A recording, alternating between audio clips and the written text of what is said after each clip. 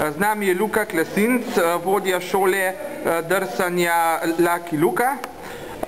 Nam lahko poveste, kako potekajo vaši nastopi? Vedno bolj zanimivo, ker je vedno več drsališč, se z ogromnim veseljem posvetimo in obiščemo tako tista najmanjša kot tista malo večja. Torej, to smo praktično edina drsalna skupina na ledu, ki se ukvarjamo tudi s tako široko populacijo, iščemo stik z ljudmi, da smo jo potem zato to kraje, tako se tudi že drugo leto v Kamniku vračamo po uspešni lanski premieri. In kako ste se sploh odločili osnovati to šolo?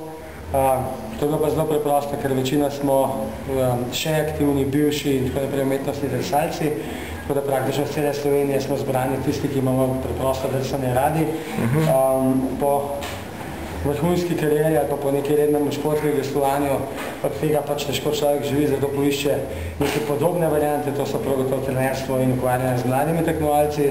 To je ena od stvari, ki jih počnemo, potem so pa razni nastopi, šole drsanja, šole rolarja za širšo populacijo in tako naprej. Pa je v Sloveniji dosti zanimanja za to zvrst? Toliko, kdaj ne moramo poštimati. Najlepša hvala, pa vam želim še veliko uspeha. Tudi vam, enega srečnega. Enako.